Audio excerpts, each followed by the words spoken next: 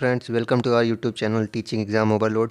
आज का session CTET paper 2 के अंतर्गत एनसीईआरटी ज्योग्राफी की थर्ड क्लास है।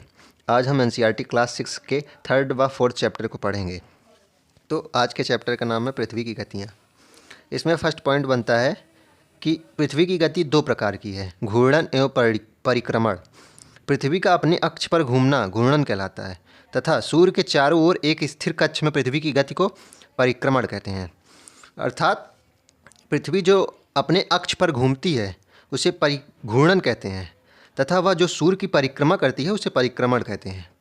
नेक्स्ट पॉइंट, पृथ्वी का अक्ष एक काल्पनिक रेखा है जो इसके कक्षीय सतह से 66.5 डिग्री का कोण बनाती है। यह प्रश्न सीटेट में बन चुका है कि पृथ्वी अपनी कक्षीय सतह से कितने डिग्री का कोण बनाती है, तो उसका उत्तर होगा 66.5 डिग्री और इसे कक्षीय समतल कहते हैं। नेक्स्ट पॉइंट, सूर्य की ओर वाले भाग में दिन होता है जबकि दूसरे भाग में जो सूर्य से दूर होता है वहाँ रात होती है। ग्लोब पर वह वृत्त जो दिन तथा रात को विभाजित करता है उसे प्रदीप्त वृत्त कहते हैं। सीटेट में यह भी प्रश्न बन चुका है कि प्रदीप्त वृत्त किसे कहते हैं, तो ग्लोब पर वह वृत्त जो दिन तथा रात को विभाजित करता है उसे प्रदीप्त वृत्त कहते हैं। यह वृत्त अक्ष के साथ नहीं मिलता, जैसा कि आप चित्र 3.2 में देख सकते हैं। नेक्स्ट पॉइंट, पृथ्वी की दूसरी गति जो सूर्य के चारों ओर कक्ष में होती है उसे परिक्रमण कहते हैं। पृथ्वी एक वर्ष या 365 दिन तथा 1/4 और दिन में सूर्य का एक चक्कर लगाती है। हम लोग एक वर्ष 365 दिन को मानते हैं तथा सुविधा के लिए 6 घंटे को इसमें नहीं जोड़ते हैं। तो पृथ्वी का परिक्रमण काल सामान्यतः हम 365 दिन में मानते हैं। 4 वर्ष में प्रत्येक वर्ष के बचे हुए 6 घंटे मिलकर एक दिन यानी 24 घंटे के बराबर हो जाते हैं। जो 1/4 दिन बचा रहता है वह 4 वर्ष में मिलकर 24 घंटे के बराबर हो जाता है, जिसे हम फरवरी के में एक अतिरिक्त दिन के रूप में ले लेते हैं, वह उसे लीप ईयर कहा जाता है और जिसमें एक वर्ष 366 दिन का हो जाता है। अगला बिंदु, आप देखेंगे कि 21 जून को उत्तरी गोलार्ध सूर्य की तरफ झुका रहता है। जैसा कि चित्र में दिखाया गया है कि 21 जून को सूर्य उत्तरी गोलार्ध सूर्य की तरफ झुका हुआ है। सूर्य की किरणें कर्क रेखा पर सीधी पड़ती हैं। इसके परिणामस्वरूप इन क्षेत्रों में ऊष्मा रहती है। चूँकि उत्तरी ध्रुव सूर्य की ओर झुका पड़ा है इसलिए सूर्य की किरणें कर्क रेखा पर सीधी पड़ती हैं। इसके परिणामस्वरूप इन क्षेत्रों में गर्मी अधिक प्राप्त होती है। ध्रुवों के पास वाले क्षेत्रों में कम ऊष्मा प्राप्त होती है, क्योंकि ध्रुव थोड़ी पृथ्वी अपने अक्ष पर झुकी हुई है, इसलिए ध्रुवों पर कम ऊष्मा प्राप्त होती है क्योंकि वहाँ सूर्य की किरणें तिरछी पड़ने लगती हैं। उत्तर ध्रुव सूर्य की तरफ झुका है तथा उत्तरी ध्रुव रेखा के बाद वाले भागों पर लगभग 6 महीने तक लगातार दिन रहता है। चूँकि उत्तरी गोलार्ध के बहुत बड़े भाग में सूर्य की रोशनी प्राप्त होती है, इसलिए विषुवत के उत्तरी भाग में गर्मी का मौसम होता है। 21 जून को इन क्षेत्रों में सबसे लंबा दिन होता है तथा सबसे छोटी रात होती है। पृथ्वी की इस अवस्था को उत्तर अयनांत कहते हैं। यह भी प्रश्न बन चुका है कि उत्तर अयनांत किसे कहते हैं, तो 21 जून के दिन को उत्तरी अयनांत कहते हैं, जिसमें दिन सबसे लंबा व रात सबसे छोटी होती है।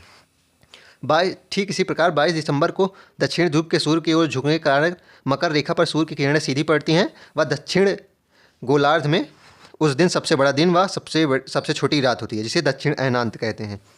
21 मार्च व 23 सितंबर को सूर्य की किरणें विषुवत वृत्त पर सीधी पड़ती हैं। इस अवस्था में कोई भी ध्रुव सूर्य की ओर नहीं झुका होता है, इसलिए पूरी पृथ्वी पर रात व दिन बराबर होता है। इसे विषुव कहते हैं। तो अगर प्रश्न पूछा जाएगा तो विषुव किसे कहते हैं, तो 21 मार्च व 23 सितंबर के दिन चूँकि सूर्य सीधा होता है,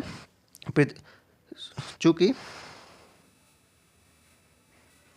21 मार्च एवं 23 सितंबर को चूँकि सूर्य की किरणें विषुवत वृत्त पर सीधी पड़ती हैं, इस अवस्था में कोई भी ध्रुव सूर्य की ओर नहीं झुका होता है, इसलिए पूरी पृथ्वी पर रात एवं दिन बराबर होते हैं। इसे विषुव कहा जाता है।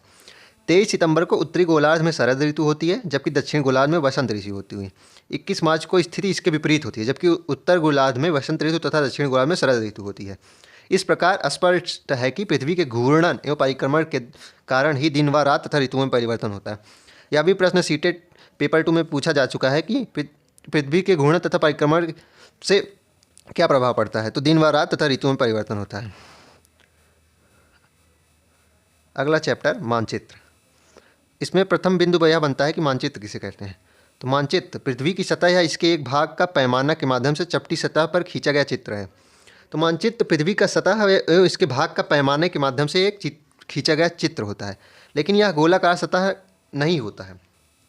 जब बहुत से मानचित्र एक साथ रख दिए जाते हैं तब एक एटलस बन जाती है। जब कई मानचित्रों का संग्रह कर लिया जाता है तो उसे एटलस कहा जाता है। जो विभिन्न प्रकार के होते हैं वह उनका अलग अलग पैमाना होता है। कुछ महत्वपूर्ण मानचित्र के प्रकार निम्न है। नंबर 1, भौतिक मानचित्र। पृथ्वी की प्राकृतिक आकृतियों जैसे पर्वतों, पठारों, मैदानों, नदियों, महासागरों इत्यादि को दर्शाने वाले मानचित्र को भौतिक या उच्चावच मानचित्र कहते हैं। जो पृथ्वी की प्राकृतिक विशेषताओं को दर्शाते हैं उन्हें भौतिक मानचित्र कहते हैं, साधारण शब्दों में। नंबर 2, राजनीतिक मानचित्र। राज्य, नगरों, शहरों तथा गांवों और विश्व के विभिन्न देशों व राज्यों तथा उनकी सीमाओं को दर्शाने वाले मानचित्र को राजनीतिक मानचित्र कहा जाता है। नंबर 3, थीमेटिक मानचित्र। कुछ मानचित्र विशेष जानकारियाँ प्रदान करने के लिए होते हैं, जैसे सड़क मानचित्र, वर्षा मानचित्र, वन मानचित्र इत्यादि। यह एक विशेष थीम को दर्शाते हैं, इसलिए इसका नाम थीमेटिक मानचित्र पड़ा है। मानचित्र, यह भी प्रश्न बन चुका है, मानचित्र के 3 घटक होते हैं। कितने घटक होते हैं? तो इसका उत्तर होगा मानचित्र के 3 घटक होते हैं, दूरी, दिशा और प्रतीक। नंबर 1, दूरी। दूरी को एक पैमाने पर मानचित्र में दर्शाया जाता है, जैसे कि आपके विद्यालय या आपके घर के बीच की दूरी 10 किलोमीटर है, जिसे मानचित्र पर 2 सेंटीमीटर की दूरी से व्यक्त किया जाता है। तो इसका मतलब यह होता है कि मानचित्र में 1 सेंटीमीटर जो दर्शाया गया है वह स्थल की दूरी पृथ्वी पर 5 किलोमीटर होगी। तो इसका पैमाना हो जाता है 1 सेंटीमीटर बराबर 5 किलोमीटर। इस प्रकार पैमाना किसी भी मानचित्र के लिए बहुत महत्वपूर्ण होता है। मानचित्र का दूसरा घटक होता है दिशा। इसमें मुख्य बिंदु यह है कि यह प्रश्न पूछा जा चुका है कि प्रधान दिग्बिंदु किसे कहते हैं। तो 4 मुख्य दिशाएं जैसे उत्तर, दक्षिण, पूर्व एवं पश्चिम को ही प्रधान दिग्बिंदु कहा जाता है। मानचित्र का तीसरा घटक होता है प्रतीक। यह किसी भी मानचित्र का तीसरा प्रमुख घटक होता है। किसी भी मानचित्र पर वास्तविक आकार एवं प्रकार में विभिन्न आकृतियाँ जैसे भवनों, सड़कों, पुलों, वृक्षों, रेलों की पटरी या कुओं को दिखाना संभव नहीं होता है। चूँकि मानचित्र छोटे आकार के होते हैं तो इनका रियल आकृति दर्शाना संभव नहीं हुआ, इसलिए कुछ प्रतीकों द्वारा दर्शाया जाता है। इसमें मुख्य बिंदु यह है कि रूढ़ प्रतीक किसे कहते हैं। तो मानचित्र की एक विश्वव्यापी भाषा होती है जिसे सभी आसानी समझ सकते हैं। इन प्रतीकों के उपयोग के संबंध में एक अंतर्राष्ट्रीय सहमति होती है। यह रूढ़ प्रतीक से अभिप्राय यह है कि जिन प्रतीकों की में अंतर्राष्ट्रीय सहमति प्राप्त हुई है, अर्थात उन्हें एक ही तरीके से दर्शाया जाता है विश्व भर में, उन्हें रूढ़ प्रतीक कहते हैं। यह प्रश्न सीटेट में पूछा जा चुका है। नेक्स्ट पॉइंट, रेखाचित्र क्या है?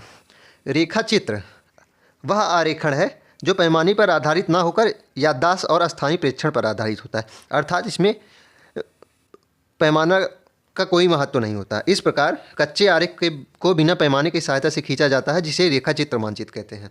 अर्थात जो हमारी याददाश्त के आधार पर होता है तथा कोई स्केल या पैमाने की आवश्यकता नहीं होती, उसे रेखाचित्र कहते हैं। अगला बिंदु, खाका किसे कहते हैं? एक छोटे क्षेत्र का बड़े पैमाने पर खींचा गया रेखाचित्र खाका कहा जाता है। अर्थात एक छोटा क्षेत्र जैसे कि किसी का गृह या स्कूल को बड़े पैमाने पर जो दर्शाया जाता है उसे खाका कहा जाता है। चलिए आज का सेशन यहीं तक। कल हम क्लास के चैप्टर 5th, 6th तथा आगे के चैप्टरों को पढ़ेंगे। तब तक हमारे चैनल को लाइक सब्सक्राइब करें। धन्यवाद।